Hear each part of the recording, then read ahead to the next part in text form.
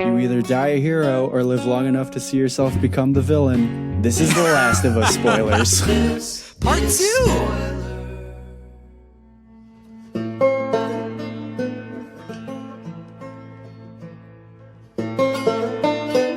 Oh, this is exciting. Hey everybody, welcome to Spoilers, your favorite movie podcast. But today we're going to talk about something we don't really talk about that much at all. We've done one video game previously, which was Uncharted 4. Also Naughty Dog?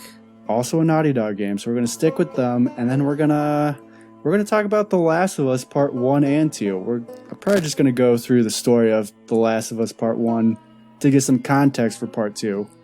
But with me today is my good friend Stevie, and video game aficionado who just recently beat Last of Us Part 2. Stevie, how are you doing? I am doing great. I am not a video game aficionado. You're a Naughty Dog aficionado. I'm a Naughty Dog aficionado, that I will admit. You play like every one of them, right? Yeah, I think I've played and beaten nearly every Naughty Dog game, but I will say this. Like, I am not a part of the gaming, generation that loves Fortnite or plays a ton of online games. I love what I call cinematic video games, which is a long-ass campaign that I can play at my own pace and love the shit out of, which is what The Last of Us does for me. So there you go. Mm-hmm. And I think the reason we're going to spoil this series in particular is because these Naughty Dog games recently are basically awesome HBO shows that you get to play. Yes. It's a lot like watching a movie when you're playing these games, and it's very visceral in how real they can be. So. It's awesome you say that, because Craig Mazin, who wrote Chernobyl, is the head and lead writer for The Last of Us HBO series. Yeah, which I'm super pumped for. Super excited I'm sure that's going to be a Debbie Downer of a show. real uplifting, just like Chernobyl. But yeah, let's just start off with Last of Us, probably remastered. Stevie, when was the last time you beat this game? The Last of Us? Yeah. I beat this game. Let's see, my wife watches me play these things. What's today? I think it's July, 19th? Mm-hmm. I would say probably a little under a month ago is the last time I beat Remastered. Yeah, I did the same thing. It was actually my first time beating it. I beat it the night before Part 2 came out, so I had to get the story in. And yeah, let's just go through the story real quick. Who are our protagonists in The Last of Us? Last of Us, really, Joel Miller is our main hero. It's actually a tragic story because it's pretty much the night of his birthday. I think it's the morning after his birthday. He's kind of like a 7 to 5. I think he's a carpenter or I think he's construction or construction something. Worker. Yeah, he works in construction of some sort. Lives in the outskirts of Austin, Texas. And this is Outbreak Day. This is the day that we get the, it's called the CBI or MBI. It's the cordyceps disease, which is a real thing, but it transfers from plants and insects into humans. And this is a crazy night because Austin looks like it's going to burn itself to the ground. Him and his brother and his daughter, who are about 12 or 13, are running for their lives. And what really kicks this game off is military trying to kind of, I guess they quarantine and level off Austin. They won't let Joel and his brother and his daughter pass. Mm-hmm. And that's when it really kicks off the game, is his daughter gets shot to death by a soldier. And This is in the year 2013 that all this happens in one crazy night. Mm-hmm. Do you abide by the common feeling that this is the greatest video game intro of all time? Because it's pretty hard-hitting, and it's pretty emotional. It's hard-hitting, and what makes it, I think, the greatest, for the simple fact that this night, I mean, it's not just Outbreak Day. I mean, you could have an Outbreak Day in any zombie video game, and it's whatever, But this day really connects you from this game even into Part 2. This night echoes throughout the entire video game. So to me, it's perfect. Because where we start and the actual quest with Joel, when that Outbreak Day, he's in his early 30s, I think. I'd say late 20s, early 30s. And it really just kicks you off 20 years later And Joel is just this desensitized, gruff man now. He's not kind of this, heartwarming dad. He's a single father. He kind of seems like your all-American guy. And the man we meet in Boston 20 years later is not the same guy at all. Yeah, he's pretty grimy. He's like a smuggler. He steals a bunch of shit. He like, the impetus for a lot of his problems is that he double crosses a bunch of people and then they come back and try to get revenge on him. Mm-hmm. And that ends up coming into play in the second game. But he's not a great person. We don't know what kind of, I'm sure he was a good dad before all of this happened, but now he's kind of lost all hope for humanity and he doesn't really have anything else to live for. And now he's kind of just surviving because he's good at it. Doesn't necessarily mean that he wants to. I think he's got a little bit of a death wish sometimes, but he's still staying alive. But yeah, we just get the feeling that Joel's not. He's a broken guy now at this point with the death of his daughter. Yeah, he brought it up a few times in the first game, just The Last of Us, where, I don't mean to go too far out, but eventually, he's a smuggler in Boston, and that's when we run into this young teenage girl named Ellie, and she's kind of she's the most important person in the world. 20 years later, it's like 60 to 70% of the population is gone. Either they're infected or dead. Mm-hmm. There's no more functioning governments or cities. It's all factionalism and factions. And there's no more military anything. It's just a bunch of disbanded factions. And so who don't even necessarily like each other. They attack each other if they get too close.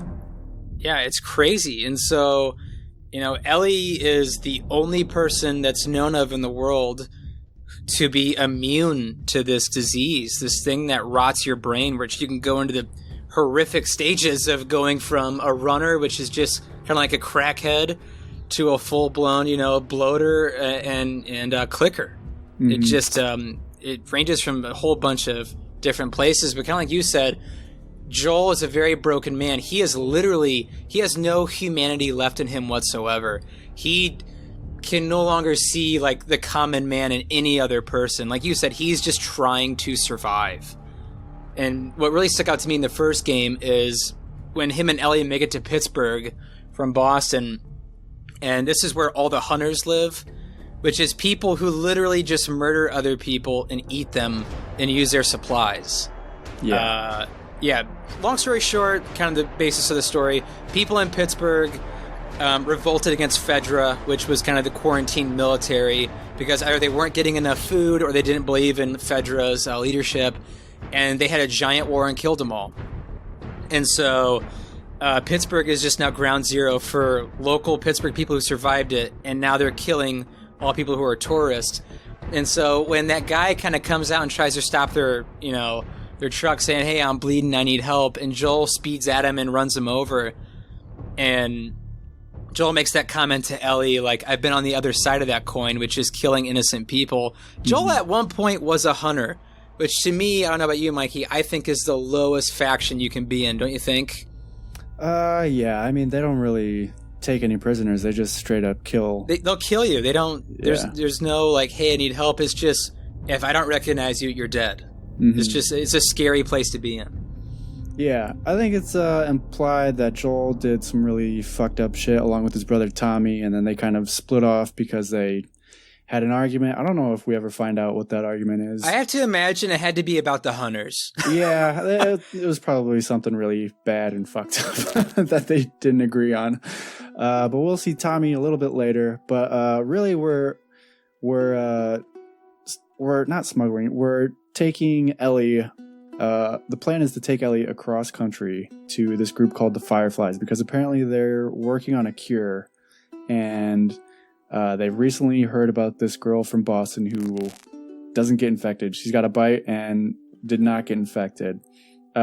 Stevie, what are the Fireflies like? And they're really, really important to like part 1 and part 2. Oh, they're so important. So Fireflies to me is kind of like they seem organized to me. It's like an organized actual militia. They seem like the smartest. They seem the smartest of all the factions, between bandits, hunters, eventually the factions we get later on. Fireflies to me are the most organized, smartest, and I think they actually have goodwill intentions for the world, even if it is by any means necessary. And so the Fireflies they kind of do the old school thing of, leaving their symbols around town, saying, this is a safe place for Fireflies here. And it's very clear that Fedra hates them and wants them dead. They think of them as like a terrorist group. Mm-hmm. Which, I mean, in some ways you could say they are, because Fireflies did bomb, quarantine, like checkouts, loading posts, sometimes quarantine zones, and they would kill innocent people. But in my mind, definitely had the best will intentions to get the world back to normal. And to Joel, according to Joel, they're, I don't know, maybe not good in his eyes, but they're at least neutral, because they're wanting this girl and they're trying to work on a cure. And Joel is A-okay with taking Ellie to the Fireflies that he doesn't know. And he's kind of spending a lot of time looking for his brother Tommy to get there so he can take her to the Fireflies, because Tommy was once a Firefly himself. Yeah. Oh, go ahead. No, you can go ahead. I was just going to say, yeah, that's pretty much a big branch of the first game is, I'm going to get you to my brother Tommy, and that's that. Joel and Ellie don't have this great relationship. It's tremendously distant throughout a lot of it. Yeah, Joel's a dick. He's to Ellie. he's I mean, almost an anti-hero in the first game, Yeah, well, we can get into that. I was going to ask, do you think Joel did the right thing in the end? And in the end, of course, Joel ends up killing all of the Fireflies because he realizes that these guys are not going to give Ellie the choice of sacrificing herself. They're just going to kill her in order to attempt to make this cure for mankind. They don't even know if it's going to work. They just know that Ellie is probably not going to survive this medical procedure. And Joel takes it into his own hands to save her from that. And Stevie, do you think Joel did the right thing? Okay, so from objectively, no, he obviously did the worst thing possible. But, I understand why he did it. I mean, he's in a world where he is completely alone and he's a broken man. And throughout this game, what's so beautiful about it is Ellie is the only thing that brings, any human out of him whatsoever. He's the only thing that connects him to a world that he no longer, seems connected to. Mm. It's just this small little tether. And so when I think her name is Marlene, the leader of the Fireflies, explains to him that the fungal growth is on the brain. The only way to reverse engineer a vaccine is for us to remove it. Ellie's gonna die. You see it even in the build up before they get to the hospital. Joel cares about Ellie. Ellie cares about Joel. Mm-hmm. They go through a lot of stuff that ends up. We're just going through the plot of 1 to get to 2, really, but they go through a lot of stuff, and it ends up bringing them closer together. They're obviously in danger throughout the whole time. They're saving each other on multiple occasions, and they grow close. Yeah, Ellie saves Joel's life literally by he gets punctured. He falls on a metal pole and punctures himself. Brutal. Yeah. And Ellie literally saves his life by stitching him up, and that's in a DLC. Yeah, and it's it's a game too where Ellie has a lot of innocence to her, and she gets hardened throughout the game, from killing her first person in Pittsburgh to to killing David, the cannibal that I thought was going to rape her at a point. Mm-hmm. She's kind of losing it as well, and Joel really is kind of shielding her from as much as he possibly can. But I made the biggest mistake, Mikey, in this game in Salt Lake City by pretty much using all my supplies in the sewers around the bloaters and the clickers.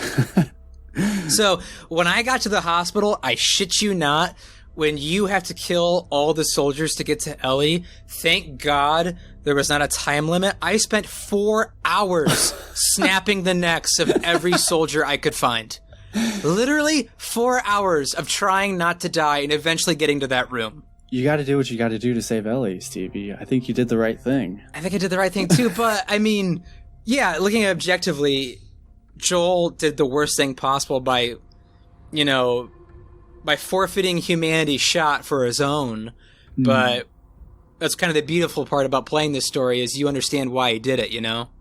I'll give Joel the benefit of the doubt. I mean, we're walking and driving across like the entire country, and there's like nothing left of humanity, and what is left are garbage people. They're terrible people. Garbage people is right. In his mind, he's probably like, everybody that's left is not worth saving, or like we don't even have the technology to like disperse this. Or, you know, cure, are they even going to do the right thing with it? Yeah. So and he literally just got out of a situation with cannibals. So it's like he's on high alert against everybody right now. Mm-hmm. So I can see why he would make the decision to kill everybody. And they really don't leave him any choice. They hold him at gunpoint and shoo him out of the hospital so he doesn't... Which I think they were going to kill Joel no matter what. Like... Whether, like, you know, they told him, you know, walk away or I'll escort you out. I think they were going to kill Joel. Yeah, probably. But I love that scene where he, like, knocks the gun back behind that guy standing behind him. And then he's like, where is she? And then puts two in his stomach and ends up destroying the rest of the people in the hospital. It's a great scene. You know, it's even, when we get to the end, too, you know... Ellie wakes up in the car and she's like, you know, what happened? What's going on? And Joel, you know, the greatest lie ever told, he says, you know, there's dozens like you. You know, there's no cure. I'm sorry. I know you thought you were meant for something special, but, you know, let's just go to Jackson with the Fireflies. And I love the scene at the end of this game where Ellie just presses him saying, swear to me you're telling the truth that, you know, my life didn't matter. And he just goes, I swear, I promise. And, you know, the last line of dialogue for the entire game is Ellie, she knows something's wrong and she just goes, okay, and that's that.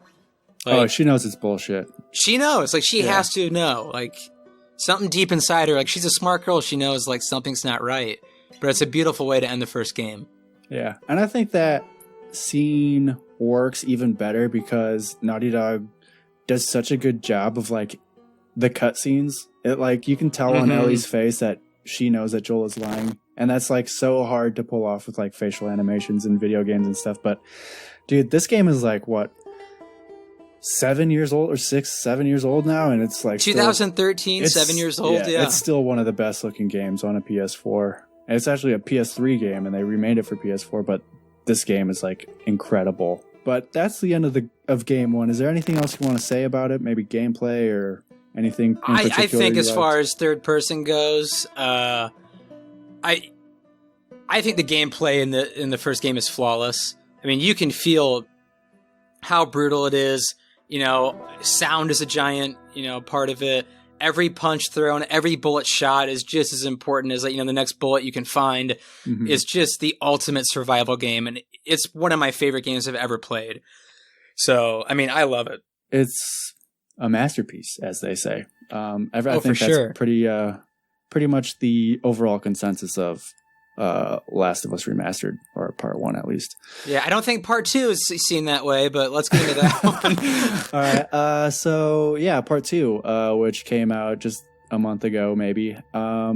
So we still have Ellie, we still have Joel, and then we got a bunch of new people because at the end of that game, we ended up finding Tommy, and then we ended up moving back to Jackson where he was hanging out all that time away from Joel. So why don't we just start it off with a bang? Joel dies pretty early on in this game, and it gets a lot of people heated. Stevie, how did you feel about it? Okay, so I may be in the minority here, but I think if Joel's going to be in the game, he has to die.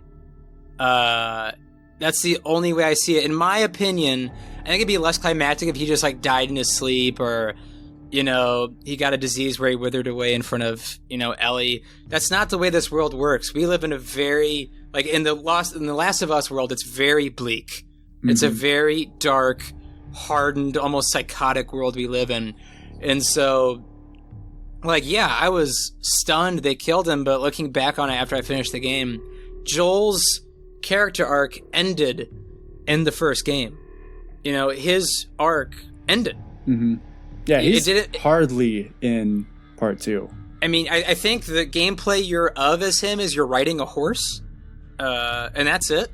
Yeah. But yeah, it makes sense for him to die, especially the way they did it. It makes perfect sense. I mean, don't you think?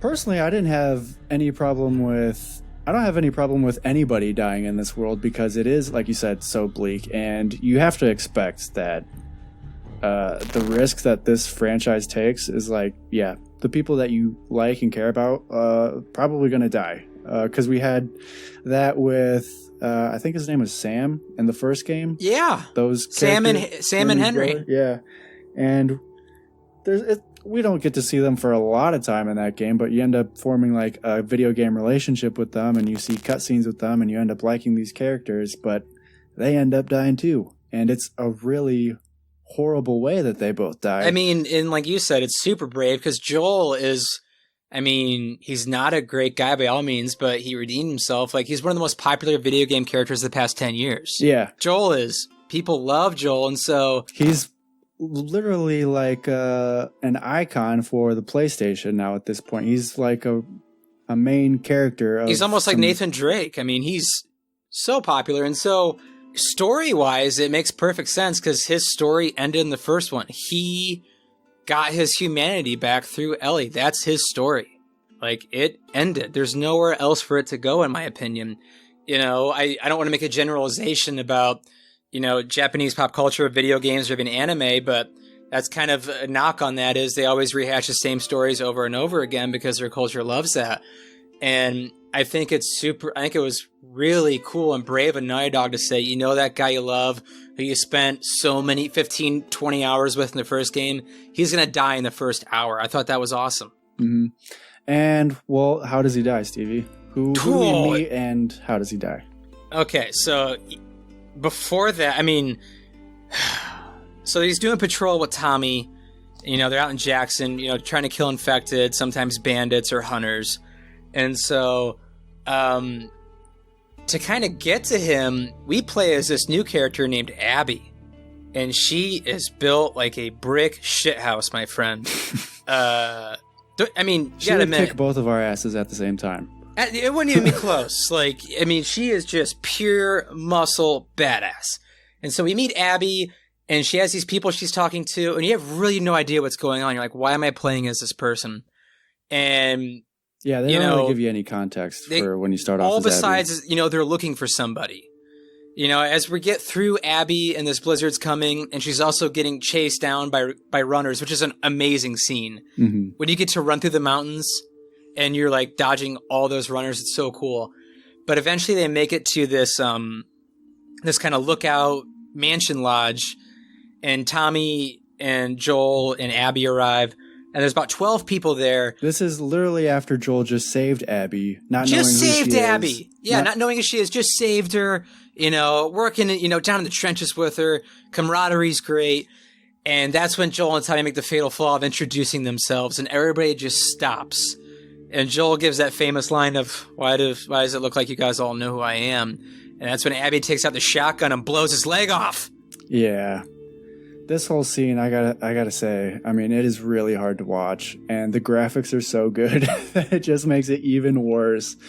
And it's just brutal. It's so brutal because Abby, we end up finding out that her father was the doctor trying to perform this operation on Ellie in the first game, and Joel... when we're playing as Joel in that scene, we just blow the shit out of the doctor with whatever gun we have. Every time. Yeah, like almost immediately.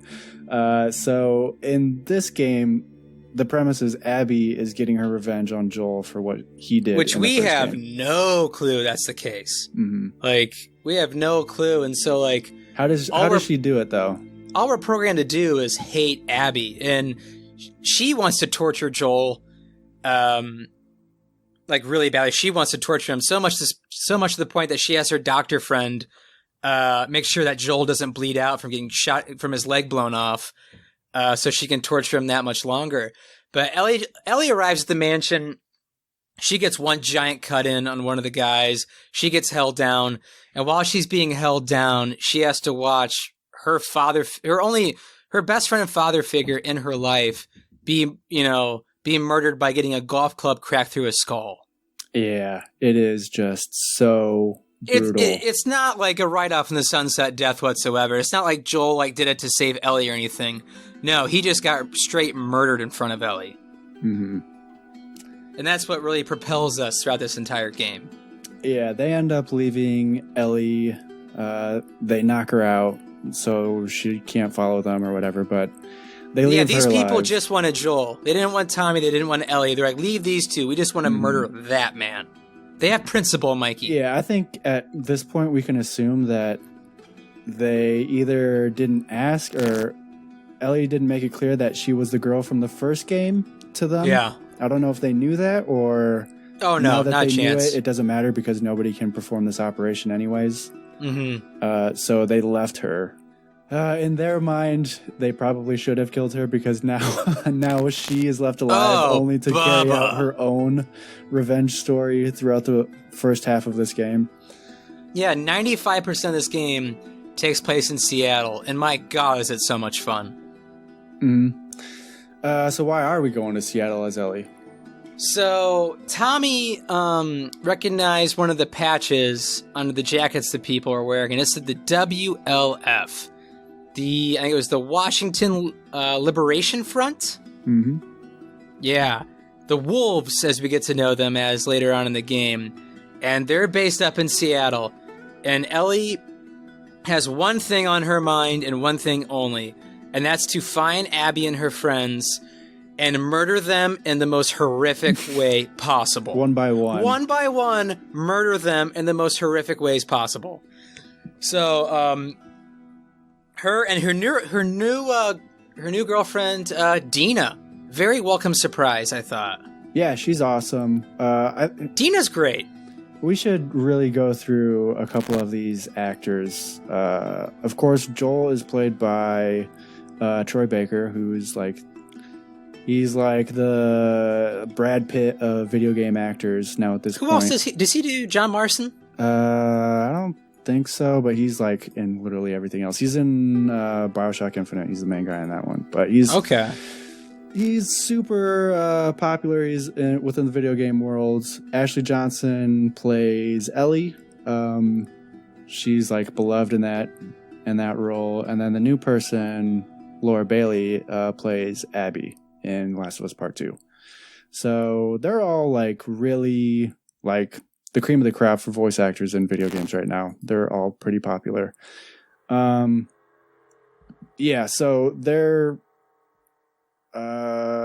going to Seattle, and it's just Ellie and Dina making their way through Seattle, clearing stuff out, killing zombies, killing more of these faction people, and we really just go through a lot of people before we end up getting to these areas where we have to almost switch back and forth between characters. We're almost merging stories now at this point. As soon as Ellie's arc is about to come to a close, we see Abby more and more, and we end up making a switch about halfway through the game. Stevie, what kind of critical part in the theater? What? Oh, it's so critical. Also, you said famous people. Patrick, I don't know how you say his last name, Fugit, the kid from Almost Famous, he plays Owen. Oh, Owen. Yeah. Everybody. Yeah, is. the main kid from Almost Famous, he plays Owen, who is Abby's, I guess you could say, kind of stream-along boyfriend, quote unquote. They really just don't know if they hate or love each other. But yeah, this is insane to me. So we do 3 days of Seattle, day 1, day 2, day 3, all distinctively different with Ellie. It's crazy town. All different crazy set pieces and levels. Oh my God. The one that stood out to me in day 1 was the subway where you have nothing but clickers and the WLF trying to kill you and Dina. Where and they light the red flares. Yeah, that's awesome. Oh my God, that's so cinematic. But, I mean, we kill so many people in the 3 days of Ellie. And one of my favorites, which it was brilliant acting. I mean, as much as a video game could be. I think her name was Nora. Where they go to the hospital? The girl at the hospital. where Ellie takes her down to level 1, which is nothing but spores, and Ellie is obviously she's immune. And there's that great scene where Ellie's like, you can tell me where Abby is or I can make you talk. And she comes back to the theater where a pregnant Dina is hanging out now. Mm-hmm. She comes back and she just looks kind of like desensitized and gone, you know what I mean? Mm-hmm. Like, she just looks almost like, she looks like she's kind of lost it. We should just say Ellie becomes the bad guy of this. Ellie becomes the bad guy. Because in day 3, Tommy and Jesse, the gang's all there in the theater. And it's just tragic because, Jesse's the father of Dina's baby, but Dina's now the girlfriend to Ellie. It's a whole thing. Mm-hmm. But Jesse gets his head blown off by Abby right away in day 3. And it is so quick, and you don't even get a time to react. He doesn't even get to do that famous thing where, when I get back to Jackson, I'm going to start my own family business. No. He doesn't even get that line in. It's just bam, heads off. He was one of my favorite characters too. I like Jesse. Super disappointed with that. I like Jesse a lot. I thought the characters in this game have so much depth. I like Jesse a lot. That was tragic when he died, but the crazy thing about this game, it's absolutely crazy, and this is why I thought this game was just a masterpiece, is you get to day 3, and Abby is 3 feet away from you with a gun between your eyes, and it cuts to black. And you go back to Seattle day 1 as Abby. You are playing as the villain. And it's not like... leading up to this climactic point. It's just so climactic. And it's not like, hey... I'm going to play as Abby for an hour, play as Abby for maybe 3 missions. You play as Abby for 10 plus hours, Mikey. Almost longer than probably you do Ellie. I'd say it's half and half. It's such a concept, too. I don't know what your emotions were. My emotions for the first 3 hours of Abby is, why the hell am I playing as this person? Yeah. I just couldn't wait. I couldn't wait to get back to Ellie. You know what I mean? How'd you feel about it? Well, this isn't the first time this has ever been done in a video game. Kojima did it with Metal Gear Solid 2, where you end up playing as Raiden for the second half. So it's not a new concept, but it rubbed people the wrong way, just like it did in Metal Gear Solid 2. And I love Metal Gear Solid 2. Yeah, but at the time, people really didn't like that because they like Snake so much. And obviously with this, we love Ellie because she's such an amazing character throughout Game 1 and Game 2. And... but yeah, we end up making that switch, and for the longest time, I had the hardest time trying to find a reason to like Abby because we just watched her murder Joel in one of seriously, this is a horrific scene. I'm not doing it justice when she cracks Joel in the head with the golf club, but yeah, especially when you hear Ellie's blood curdling screams. Yeah, there's no reason to like Abby. No, you can tell in the people I'm playing it for the second time, about halfway through it again the second time. You can tell the people in the lodge, not everyone in the lodge was on board with murdering a man in front of a girl screaming no. Oh yeah, she even turns off a lot of her friends, and when she ends up getting back to their group, everything is kind of awkward with a lot of them. They've all seen Abby do something. She murders a guy. And not in the context of we're fighting to save our lives or anything. She seeks out Joel to murder him and torture him. So they've all seen her in a different light now, and it's kind of changed their perspective of Abby. Yeah, and that's I enjoyed about this game was, you think it's so cool when Ellie's getting revenge on these people like Owen and Mel. To eventually see Manny's face get blown off. But Nora, you're murdering these people one by one by one. And then when you go to the Abby section, there's so much character depth in a lot of these characters. You're I'm kind of bummed I murdered this guy. You know what I mean? Mm-hmm. I thought Owen, there's no perfect character in this game whatsoever. They're all very flawed people. But I was man, I really wish Owen made it to Santa Barbara. I think objectively, Owen was probably the most good in the end of all of these people. As good as you can be in an apocalyptic. Yeah, the most good on that side. You're man, like, I'm kind of bummed we murdered a pregnant Mel, even though she was the worst. Mhm. You know, I'm kind of bummed we murdered Owen. Wasn't bummed about Nora. She deserved it for saying those things about Joel. But, yeah, it just, you kind of really, you start to like the characters that you murdered, and it takes forever, but it takes these two characters out of nowhere for you to start to like Abby. Who are they, Mikey?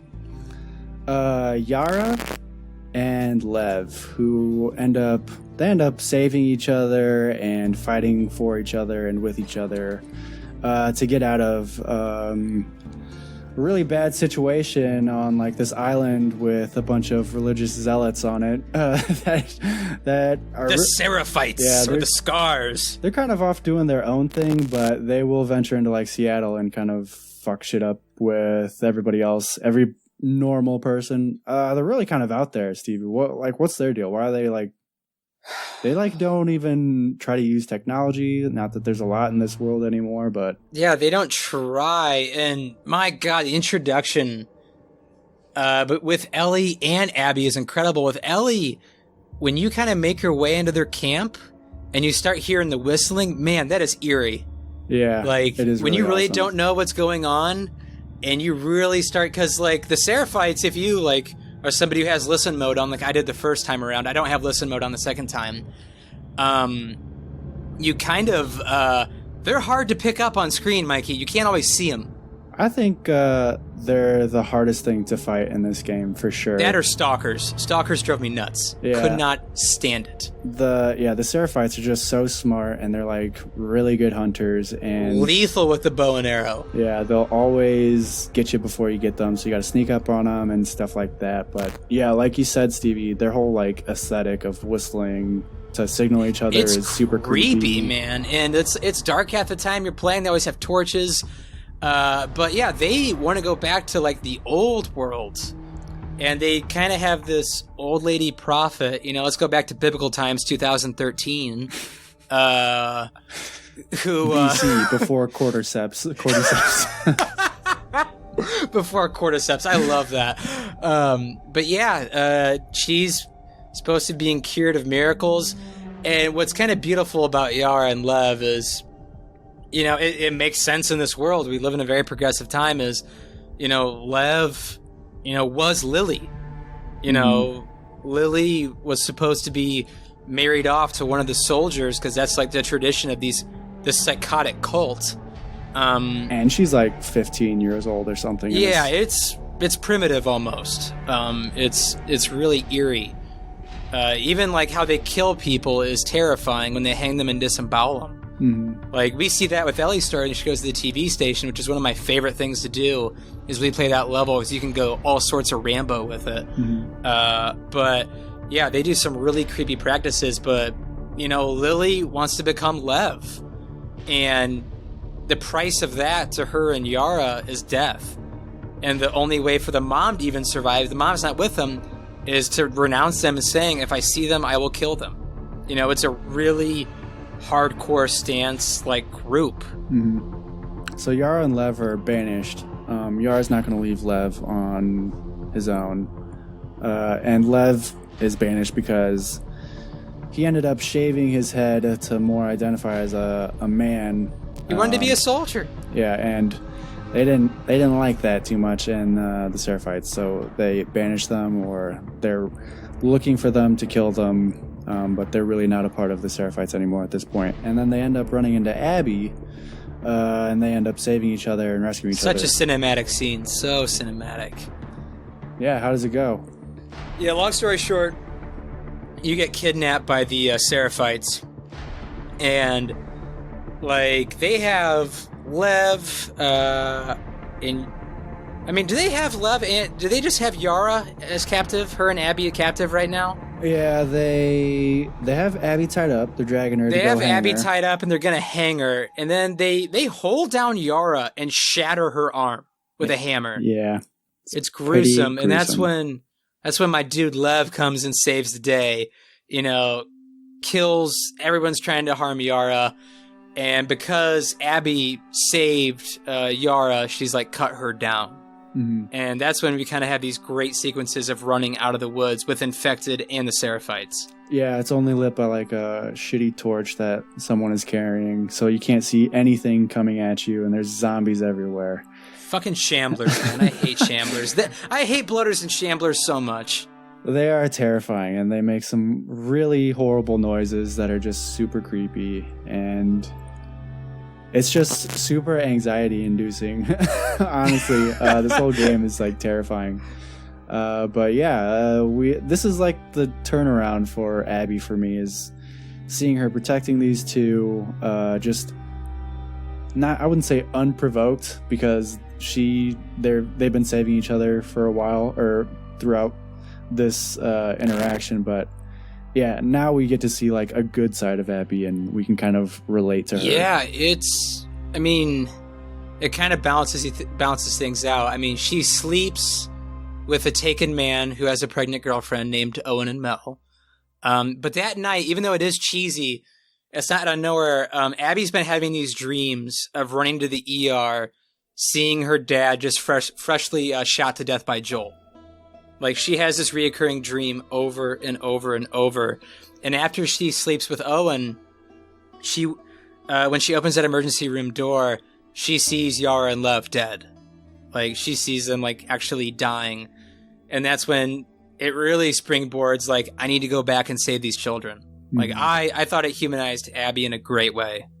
Yeah.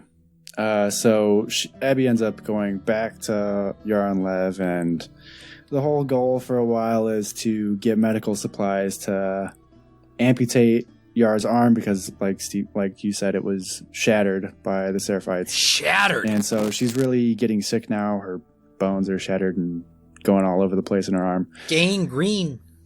So yeah, and then that kind of like takes us on a tangent of getting to a hospital where we get like probably the most the scariest probably scene of the whole game, is where we fight this big old Rat King monster. Stevie, what do you think about this giant monster that we've never seen before? How can anyone not love this game after fighting the Rat King? Like, one of my favorite boss battles of all time. Like, you knew this at the end of the first game, too. When you get a, God, how do I even describe a flamethrower? Like, when you get a flamethrower, you know shit's about to get real.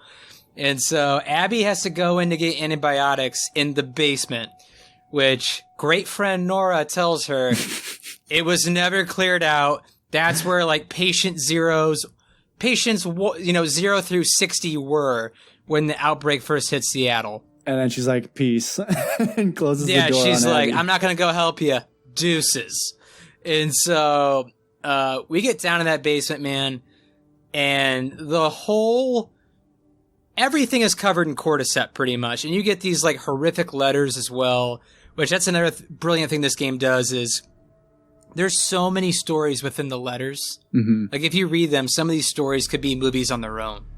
Like, even from like Boris the Bow Hunter, which is my favorite story. Yeah, that one was like, cool. Did you complete that, Mikey? Yeah, that was awesome. Yeah, Boris the Bow Hunter story was amazing. But back to this. The Rat King is pretty much stalkers, clickers, runners, and a bloater all morphed into one. It's the final stage of horrifyingness.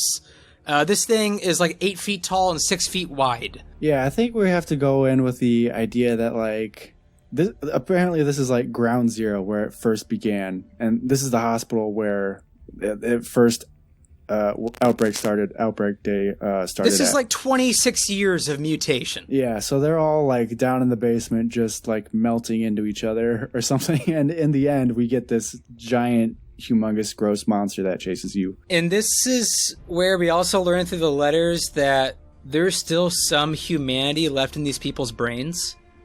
The person is still kind of in there, Mikey. They're writing letters to like their loved ones, and like, I can't see anymore, my head hurts so much, blah blah blah blah blah, and then it just like kind of scribbles off, and it's there's like still like some human in there. It's really horrifying. It's also even kind of the sadder part, like when you're killing runners now, it's like they're still kind of in there. But yeah, that Rat King boss fight was so much fun, and it got even worse when that godforsaken stalker broke off. That was so gross. Yeah, he kind of like is all goopy and tears himself away. Like, from I can't even the describe main the guy. Rat King to somebody who hasn't played it. It's the thing that nightmares are made out of. It's a bunch of limbs all attached to a giant blob. And it's gross. I mean, this thing is 26 years of melting into each other. It's just horrifying. But yeah, the thing I couldn't stand was I love to save my shotgun shells for when I need them. Mm-hmm. And it took me 7 goddamn headshots to take down that stalker in the second time. Like, I was shooting this thing nonstop, and eventually I was like, there goes all my shotgun shells. Mm-hmm. There they go. Deuces. And you can't be touched by him because he instantly kills you. Yeah, so I went through all 3 phases of getting killed because I wanted to see what it looked like. And it's gross. He can either snap your neck, rip your limbs off, or completely tear you in half. The 3 cinemas are horrifying, depending, and it also depends on how you get grabbed. But, you know, this thing is just as fast as a runner with the strength of a bloater. It's no fun, but it was very cinematic. I loved it. Mm. And I think, like you said, the cinematic cutscenes where you die is what held me off from finishing the first game for so long, because I got to the point where you have that bloater in the basement, and I could not get past it forever, and it just kept traumatizing me seeing Joel's face get like ripped in half the way the bloater kills you. Yeah, I remember that bloater. The great cutscene with that is he puts his hand inside Joel's mouth and rips his face open. Horrible. And I couldn't get past it, so I've just got this image burned into my mind of Joel getting ripped in half there. But so that took me forever to get through that. But and then you had the Rat King. Yeah, and then you got the Rat King, which was equally just as messed up. But yeah, this was definitely the scariest part of the game for me, but it was also like the most exciting because it's just action. You're just making loops in this like little arena. Oh, you're area. running. You can't stay still. You're running. Yeah, just popping off shots and throwing Molotovs at this thing to get it down. And then, like we said, the stalker guy breaks off, and then you end up having to chase him through some vents to go kill him. Yeah, the thing that really stood out in this game from the first one was how interactive the world truly was. Like, I mean, if there was glass anywhere, Mikey, I don't know about you, I was breaking it. Like, if I thought anything was inside of a car or a window could be opened, I was shattering stuff. And that's kind of a newer thing for this game, too. You couldn't really do that in the last game, but now if there's stuff hidden in, like, storefront windows. Cars. If you break the window and get inside, you can find some supplies that are, like, crucial to getting past some areas, because if you're playing on normal, it doesn't give you a lot of resources. This is a survival horror game, and like half of the excitement comes from like finding stuff. Of you hitting your shots because you know you don't have a lot of ammo. I think I texted you this like a month ago. I said, playing The Last of Us is the first game. I said there was no greater feeling ever than finding a room that says needs shiv to open, and you have a shiv on you, and you get nothing but supplies. Yeah. And then when I learned in this game that there was no shivs that could open doors, I was so bummed. And then I learned that you can break glass on any building you want, and I got so excited. Yeah, there's lots of ways to get stuff. You can break glass, you can crack saves. Have you tried cracking them without looking for the clue? You can just do it by ear, and it's so much fun. What? You can just listen for like the click. It sounds just a little bit different, but it's really awesome when you unlock it without using the code. So there's lots of different ways to get supplies in this game, and I think that's a fun part of it. It makes a mini game. Yeah, I mean, I think you probably played the same way. I'm real OCD about moving along in places if I think there's supplies still out there.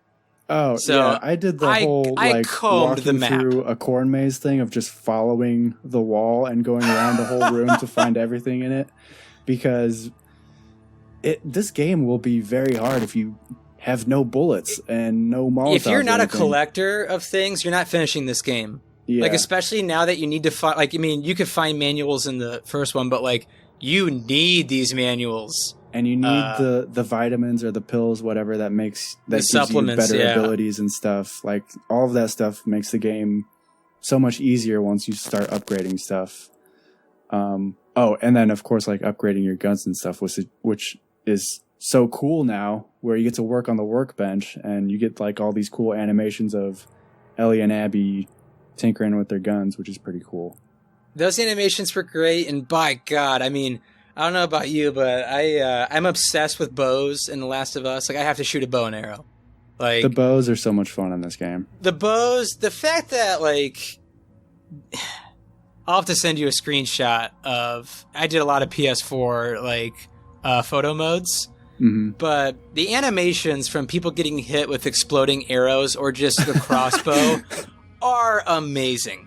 Yeah, there's a lot of awesome stuff. A lot of awesome weapons you get now. Just amazing. But the addition of the crossbow with Abby was just... That was a chef's kiss, my friend. That weapon is amazing. Mm-hmm. So, where are we at now with Abby? I guess Abby has to pretty much see, all of her loved ones die.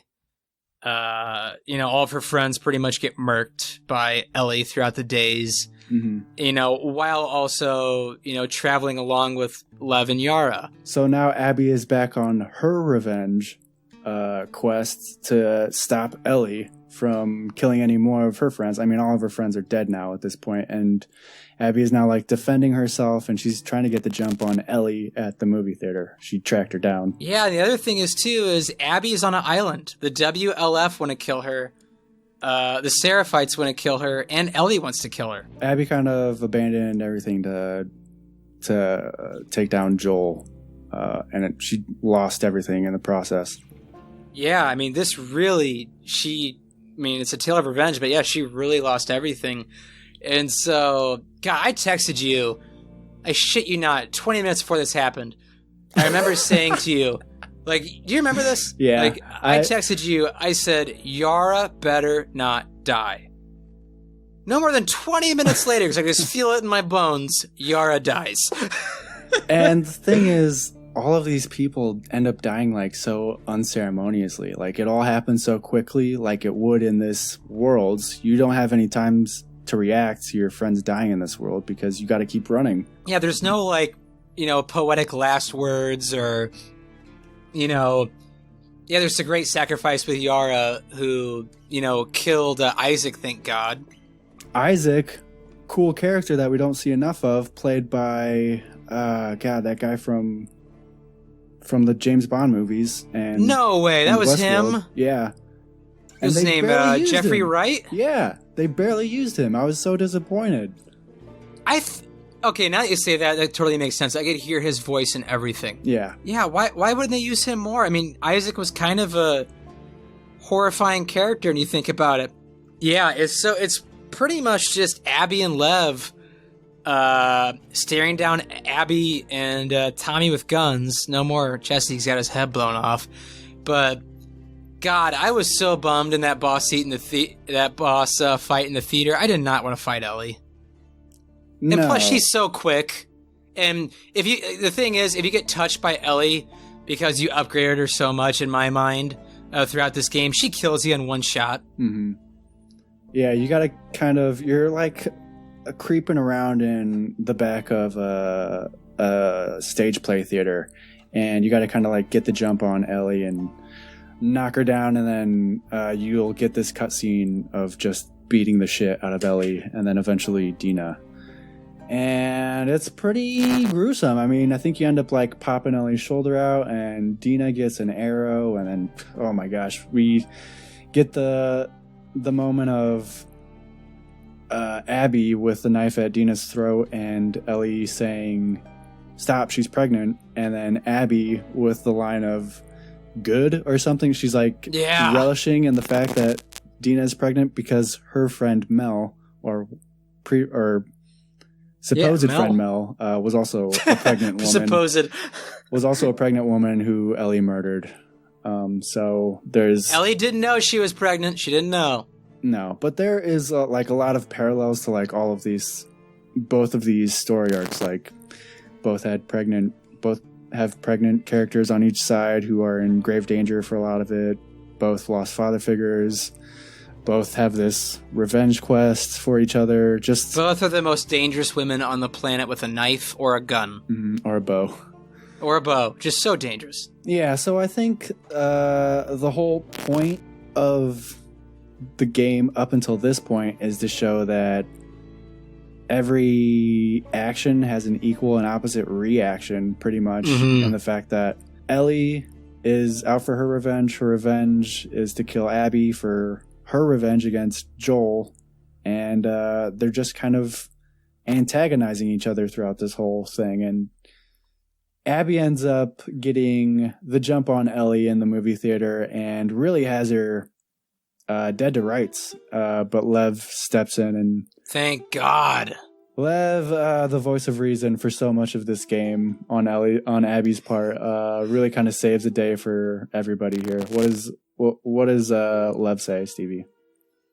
Oh God, I just beat this game too. I'm playing it again. I totally forget, Mikey. It's really just like, don't kill Dina. He really doesn't say anything other than just stop Abby or something. But at this point in Abby's life, Lev is all Abby has. There's nobody else for either of them. Yeah. They don't have any factions anymore at this point, so this is all they have, and Abby doesn't want to lose Lev, so she complies and doesn't kill Dina and lets Ellie off with the hook again, this time knowing that Ellie wanted revenge. That great line, if I ever see you again, I'll kill you.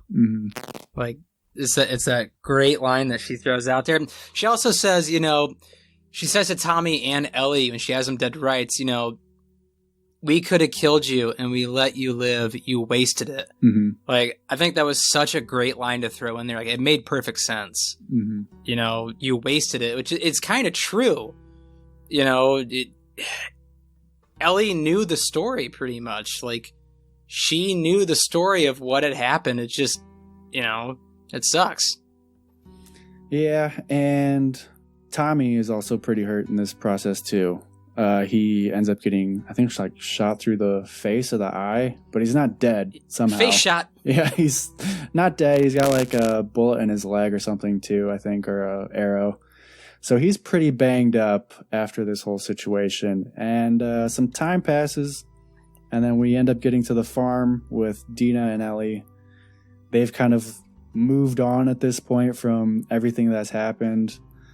Moved on in a sense of like Ellie still has PTSD from Abby beating the shit out of her and seeing Joel die. But as far as we can tell, Ellie has no like intentions of going back after Abby at this point until Tommy shows up. And what does Tommy say? Tommy, I mean, you don't really recognize it until you actually see it. Tommy says, a couple of months ago, I talked to somebody who traded, these two people that resemble, Abby and Lev. I talked to a couple traders and they said, they're in Santa Barbara. They're right here. And Dina's not having any of it. She's had Jesse's baby right now, JJ, which I imagine stands for Jesse Joel. Or Joel Jesse, either one. Jesse Jr. or something. Well, I think Neil Druckmann ended up saying Junior was not one of the J's. So it is probably Jesse Joel or something. Jesse, yeah, something like that. And, Dina explicitly says, get out of my house. And she states to Ellie, don't do this. You do this, you're going to lose me. You do this, you're going to lose me. And by God, was that not an empty threat? And oh my God, was Santa Barbara just kind of... I thought the Hunters were pretty horrific. The Rattlers are way worse, man. The Rattlers really have no regard for human life anymore. Whatsoever. So we're in Santa... I mean, yeah, go ahead. We end up first getting to Santa Barbara and then kidnapped as Abby. And that's like our introduction to the Rattlers. Abby goes there with the intention of like reconnecting with some lost fireflies, or maybe there's like rumors of fireflies. That was like the dream that Owen was always pitching, was fireflies are in Santa Barbara. Yeah. There's always money in the banana stand. It's one of those things. Always fireflies in Santa Barbara. But that ends up not being the case, and in my interpretation is that those guys were using, I don't know if they were Fireflies, but they're using the name of Fireflies to lure people there and then basically kidnap them and enslave them to have them work on this farm that they have. I don't think they ever were Fireflies. Do you remember, this happened in World War II, this is one of the most evil tactics the Nazis ever did. I mean, all Nazism is evil, obviously, but this was awful. I forget what the town was called, but it was supposed to be a town in Switzerland that was like, this is a safe haven for Jews, come here. Mm-hmm. But really, it was a death camp. Mm-hmm. Like, when they got there, it was immediately like seen as a death camp. Do you remember that? Yeah. I think that's what this kind of reminded me of with the Fireflies. Yeah, and they're really just using the people that they capture to work on this farm, and they're not feeding them, I think, and they're really doing a lot of work to keep this faction of the Rattlers like alive and well stocked and stuff. And I think they're like being used as bait in a lot of ways for clickers and stuff like that too. But yeah, I mean, everything that happens in Santa Barbara from this point out is really kind of gruesome and horrible. Like, Santa Barbara is a wasteland. Yeah, they're running slavery. Mm-hmm. It's a brutal scene when, Abby and Lev get kidnapped. It's horrifying. And then that is the last time we play as Abby. And then we take over again as Ellie on her way to Santa Barbara on the trail of someone who sounds and appears like Abby. And that's who she's looking for. And then we get to Santa Barbara and we kind of fight our way through a bunch of clickers and traps and some rattlers. Some shamblers. Yeah, just... there's a bunch of shamblers in Santa Barbara. That's a fun little area with like 3 shamblers or something in a house. Oh, in the house? Yeah. I don't know about you, but I did not... I thought I was bummed when like the nail bomb was gone. Oh my god, do I love those trap mines they put in this game. Like, when you like upgrade the trap mines too for them to go off at such a distance, it is so much fun, especially with the shamblers. Mm-hmm. Yeah, there's really... specific ways you got to take out some of these infected types, and what works best on like these bigger ones is like throwing Molotovs at them, but of course that makes them fiery and even more scary when they're chasing. Makes them angry. You. Yeah, it just makes them angry. And then you can blow them up setting mines, and then I love using those exploding arrows. That seems to work pretty well. But yeah, shamblers are probably the scariest thing besides a Rat King in this game. Yeah, and I don't know if it's... I've seen so much hate for this game on Reddit, but I actually really enjoyed the Santa Barbara section. I thought like it was just kind of, I wouldn't say almost cathartic, but like to go through nearly fully upgraded on everything and just taking people out one by one in the town to me was so much fun. Mm-hmm. And I had no regard for their life whatsoever, even though it's a video game. Like, they're slave traders. I had no regard for their lives whatsoever. So I was doing the most heinous things possible for these people to die. Like, I think one time, like, I started doing it in Santa Barbara was I would take a shotgun and blow off their knees and then just do even equally horrific things like put an arrow through their head or light them on fire. Like, yeah, Santa Barbara was a whole lot of fun. Yeah, I mean, the last, like, hour or two, it's just kill everybody to get to Abby. Yeah. So I think through like context clues or like Ellie overhearing stuff, she ends up finding out that Abby's at this camp. And then we murder everybody to get to Abby. And then we get this final standoff where Ellie ends up rescuing Abby and Lev from like a crucifixion or something. The 2 boats. Yeah, Abby's like being tortured in like a crucifixion type They cut way. her hair, man. They cut her hair. They shave her hair. They string her up on this pole. She no longer has muscles. No, she's wasted away. She's got nothing left. I mean, she's like pretty much on her deathbed at this point, and Ellie ends up saving her. And you think that's going to be the end of it, but Ellie cannot forgive and forget. She tries to get her revenge one last time. And how's that fight go, Stevie? Okay, so like, man, I thought like Seattle Day 2, I couldn't... I mean, even in Jackson, I couldn't wait to kill Abby. That's kind of the beautiful part about this game. I, didn't want to fight Abby at all at the end of this game. Didn't want to fight her. Just... I was like, gosh darn it, Ellie, just let the girl go on her boat. Both of them have one foot in the boat that they're planning to sail off in, and Abby's like, yeah, I gotta kill this girl. She turns around and tries to fight her. Just let her take Lev and leave, and Lev is nearly dead. There's 2 boats, let her leave. But Ellie can't do it. So there's this horrific fight where you stab Abby 100 times. It's just awful. And then Ellie's nearly about to drown Abby. And that's when we get the... I can't remember exactly how they laid it out. I think actually, no, this was afterwards. She lets Abby live and has a nearly psychotic breakdown. She's like, just go, just go, just go. And, we see this girl, 30 hours ago, we wanted to kill her in the worst way. And we get to this point where it's like, thank God that, Ellie let Lev and Abby leave. But that's what propels us to, we go back to the farm, and Dina really held up her part of the bargain and said, if you leave, you're losing me. And the house was gone. The house was empty. Mm-hmm. Everything but Ellie's room, which had all of her albums and, vinyl and, music posters and guitar. And that's when we get what I thought was the single most powerful scene of the entire game, didn't you think? Are you talking about the scene with Joel or the scene with Joel? The last time they ever talked. Yeah, and then it's intercut with her trying to play this guitar after losing 2 fingers to Abby, biting them off, and it's just such a kind of a heartbreaking way to tell us as the player that Joel is definitely dead, and everything that we've learned from Joel that's good is now we can't do anymore. Joel taught Ellie how to play the guitar, which she loves, and she can no longer do that. So it's really the death of a character permanently. There's nothing left of him, I guess. It's pretty sad. I just I loved it, because throughout the game there's so many flashbacks, and that's Ellie and Joel finally have that clash it out heart to heart, saying, yeah, you really were the cure, but I couldn't lose you. I lied.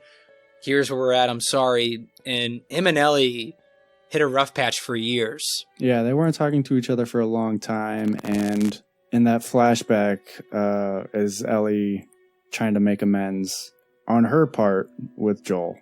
It's just so heartbreaking because, you can definitely tell Joel's not the same person without Ellie.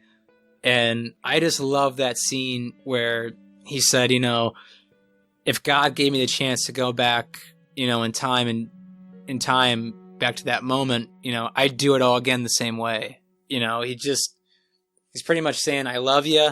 It would have happened the same way no matter what. There's nothing we can do now. And the acting is so good. You can tell it's so good when Joel is crying when she finally Ellie forgives him. She says, I'm going to try to forgive you. And that's where it was really heartbreaking about letting Abby go, it was really her forgiving Joel. You know what I mean? Mm-hmm. Her letting Abby go is really her forgiving Joel. So I thought it was just such an awesome way to end the game.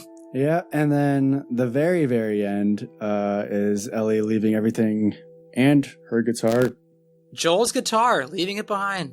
Leaving it in that house. And then we see her through the frame of the window, just kind of walk into the forest on her own. And that's roll credits on Last of Us Part 2. So what do you think she's doing? Do you think there's going to be a Part 3? And dude, if we can get a game with Ellie, Lev, and Abby, for some odd reason they come back into each other's lives, I would be so happy. Do you think it's in a revenge plot way? Do you think Ellie now has absolutely nothing to live for besides... Well, that's what I almost think. It's what does she have to live for? Because Tommy is no longer the same man. She can't... Ellie can't. It's not like she can go to Jackson. Tommy is not the same person whatsoever. No, and that was really kind of hard for me to see too, because Tommy was a really good person in part 1, and through most of part 2, he even goes out to do this revenge plot for the most part, to prevent Ellie from going out in the beginning. Yeah, and then his wife, is her name Maria? Or Maria leaves him. Yeah, Maria leaves him because he comes back all fucked up. He is obviously hurt, and Tommy, he really tries to put pressure on Ellie in that scene to go after Abby, because he can't do it anymore physically. He's really messed up physically. He's not nearly the fighter he was. And that's like the sad part too, is like that scene where Tommy's talking to Ellie after Joel's death, saying like, you know, you don't understand. If it was me or you, Joel would stay here. He wouldn't do it. He would want to, you know, protect the people he cared about. He wouldn't go out and do that revenge thing, which in my mind is true, because we never heard that story about Joel going to kill that soldier that killed Sarah. You know what I mean? Mm-hmm. Like, we were never told that story about, like, you know, after Sarah's death, he went out and found the man and, you know, he felt better after revenge. No, we never heard that story. So I think Tommy was telling the truth. So to see, like, Tommy is just this physically and mentally broken man was tough to see, because you're right, he was kind of a beacon of light in the first and early the second game too. Yeah, so everybody that we knew, I mean, all of the side characters now, besides about Tommy and Dina and JJ, the baby, who we didn't know through most of the game, everybody else is pretty much dead on both sides on Abby and Ellie's side, so there's not much to live for in this world. All they really would have is each other. Yeah. Yeah, so I guess that's the end of Last of Us Part 2. We don't know if there's going to be a Part 3. They left it ambiguous, just like they did at the end of the first game. There's got to be, dude. This is one of the highest selling games of all time. Yeah, I don't think they can go back from it now. I think the sales will prove otherwise on whether or not they make a sequel to this game. But we can speculate on that maybe later. But you got any last things you want to say? Like maybe things you liked, things you didn't like, your last yes or no, or... Yeah, the gameplay of this game is so gosh darn smooth. I mean, there's really 1,000 different ways for you to complete a level at any moment. It's just all around the gameplay. The design of it is so fluid, the interaction with everything. I mean, it's just perfect gameplay. I thought the story was incredible. Yeah, this is, I mean, gameplay is, my God, does it expand on the first one, which I thought was fun, but this is just 10 times better. And the world is so large. I mean, it's not just it looks big, but it plays big as well. Like, there's a lot of places to go. It's not quite open world, but it is big. Yeah, it is a ton of fun. Mm-hmm.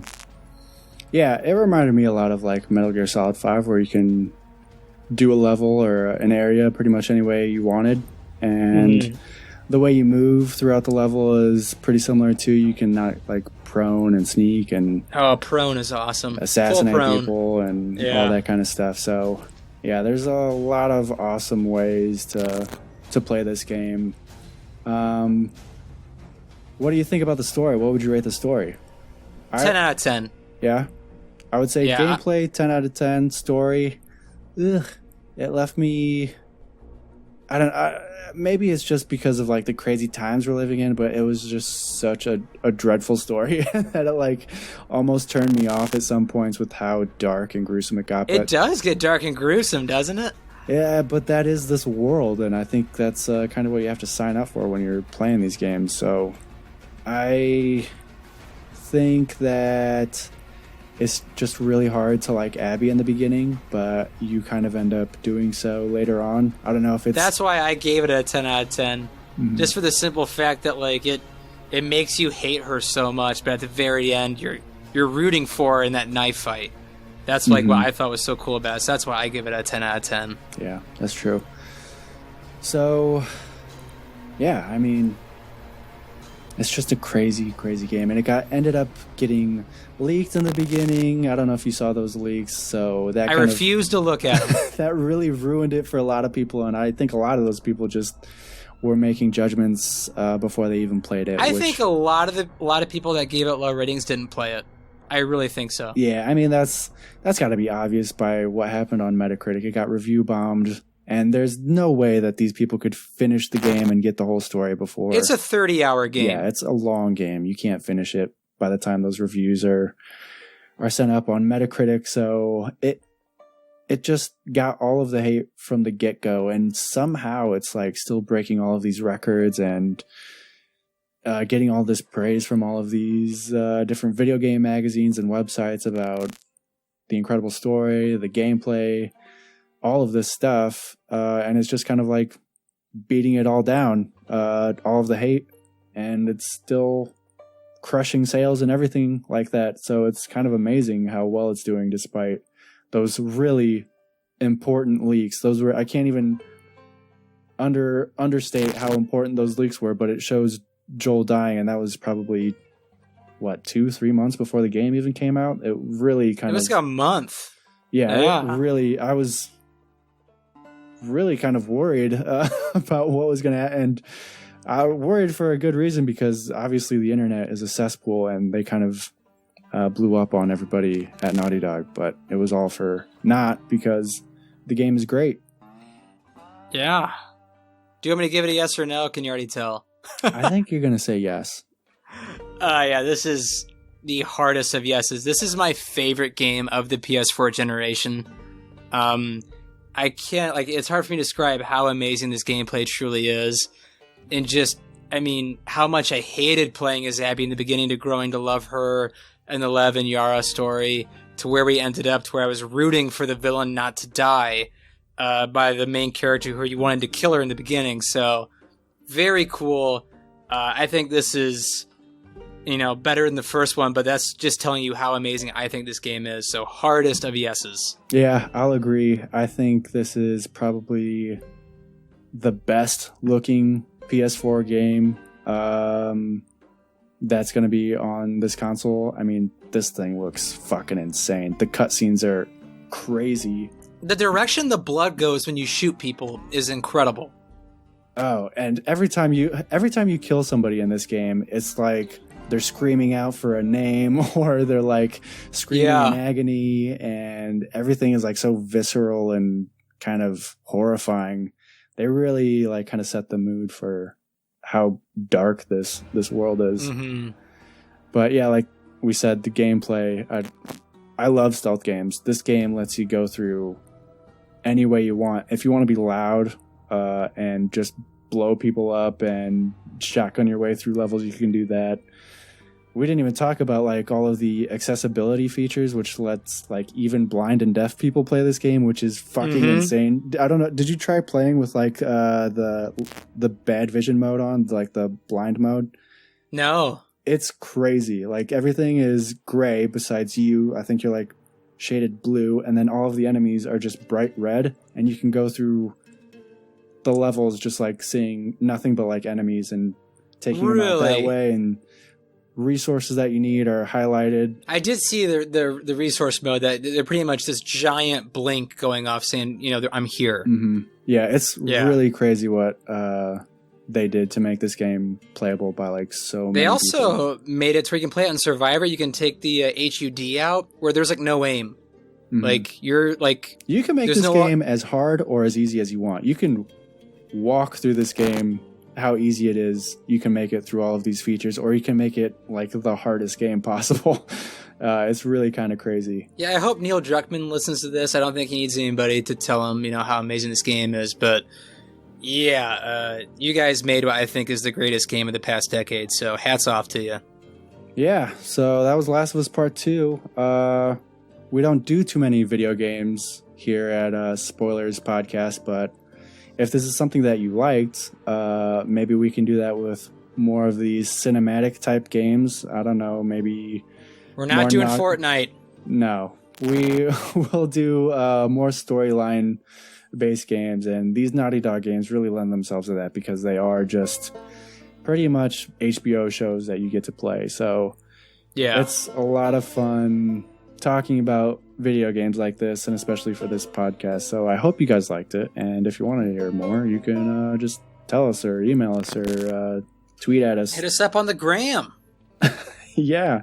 Pap's always sliding in those DMs for more suggestions. So, yeah, if that's it, Stevie. We can sign off here. Toss it to Spoiler Man. All right. Well, all I got to say is that was Spoilers. Thanks for listening, and take it away, Spoilers Man.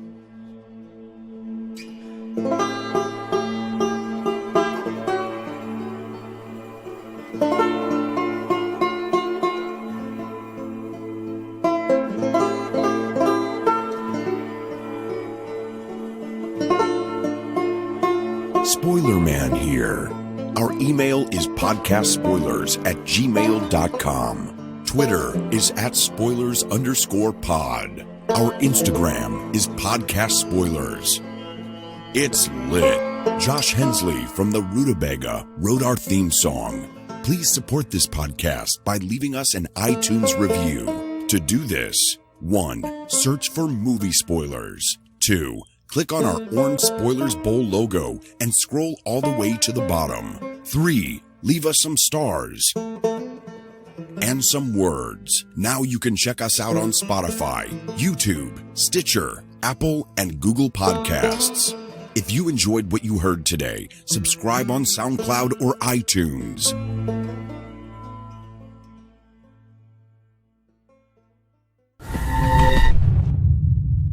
That was Spoilers.